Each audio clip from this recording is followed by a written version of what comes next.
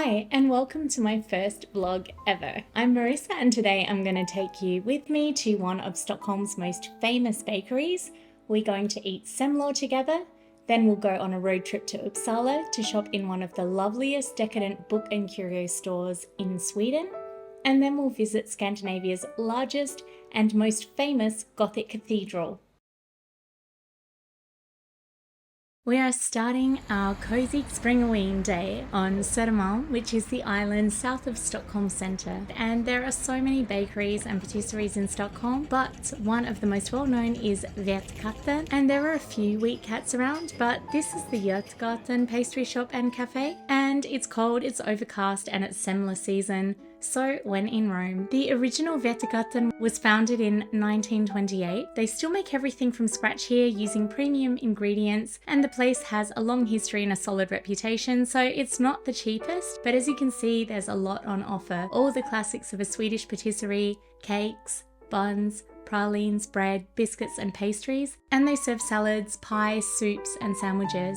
My partner got the veggie pie for lunch, which is a broccoli and cauliflower quiche made with Vete-Katten cheese, and I got their take on a vegan semler. Here we have a soft, pillowy brioche cardamom bun, sliced open and topped with sweet almond paste and a very generous amount of whipped cream. The lid goes on top and then it's dusted with powdered sugar. Nowadays, most bakeries will have more than the traditional semlor on offer. Vete-Katten has 7 variations on the theme alone, including gluten-free muffins and vanilla semlor. It's a little on the pricey side given the size, but the quality checks out. It's fragrant, fluffy and cozy.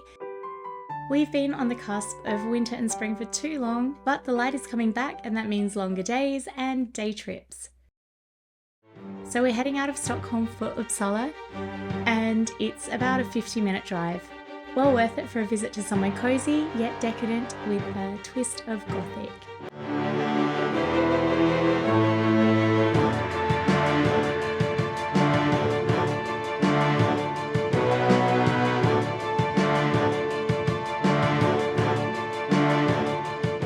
The show Vikings may have introduced you to Uppsala as a mountaintop temple shrouded in mystery, but in reality Uppsala is a lowland site surrounded by farmland, not cliffs. Still, it has been a spiritually significant place for hundreds of years.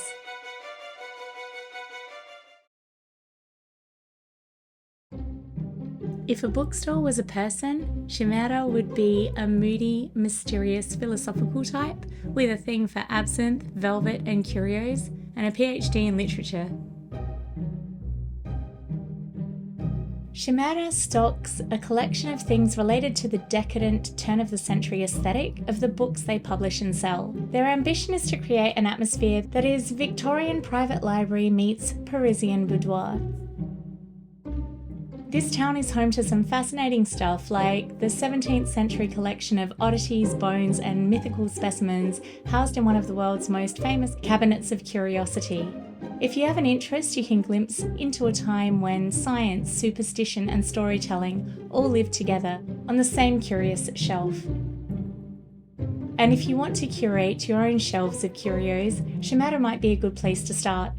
They sell classical works, sculptural pieces, home decor, trinkets, and the works of local artists like Axel Torvenius, a Swedish artist based in Uppsala who creates artwork and merch with darker themes inspired by goth, esotericism, industrial music, folklore, witchcraft, runes, and so on, for those interested in leading a black, shimmering, magical lifestyle.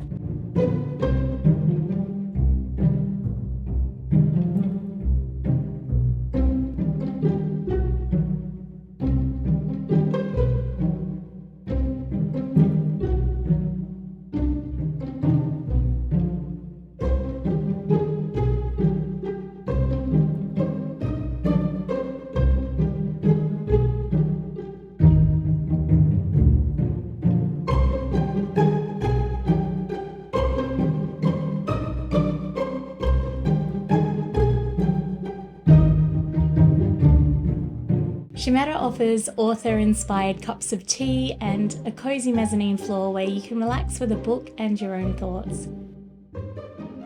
It's a charming space filled with unusual gifts and finds, but there's nothing cluttered or dusty here.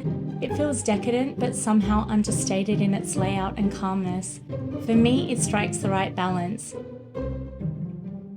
And somehow they keep the price point surprisingly affordable.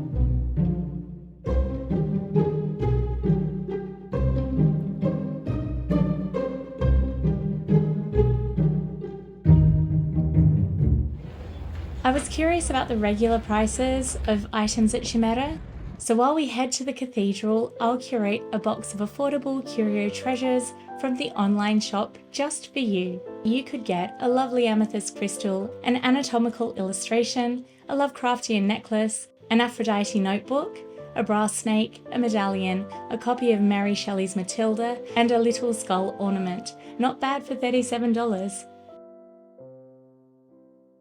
Here's Uppsala Cathedral. You can't miss this impressive 13th century towering structure built in a classic Gothic style with its pointed arches and narrow windows. You'll automatically want to lower your voice and possibly light candles when you're inside, sheltered by impossibly high ceilings. It's the largest cathedral in Scandinavia, and it's been the backdrop to centuries of Swedish history, coronations, royal funerals, resting places of those who didn't even want to be buried here, including the so-called father of taxonomy. Down below the main cathedral is the crypt, the oldest part of the building. Some of Sweden's biggest historical figures are buried here, including King Gustav Vasa, who helped shape modern Sweden. This place isn't shy when it comes to relics either. Bones and bits of saints are preserved and displayed. The other thing you might notice is the sheer amount of skulls. Skull imagery is carved into tombs and pillars and altars. There are skulls everywhere, even just hanging out with cherubs.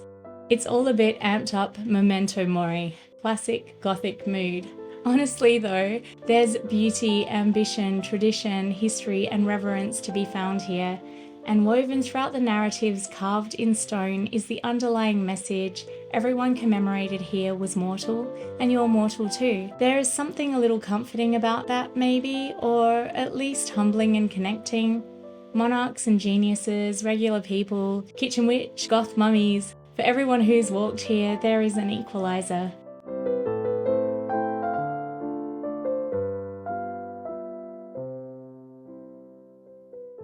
Uppsala has a fascinating history that far predates the cathedral. From the 3rd century AD, Uppsala has been a place of spiritual significance. People have visited this part of the world for hundreds of years for perspective and reflection on past and present, life and death, art, ritual, history, tradition, and maybe even an interest in bones and skulls.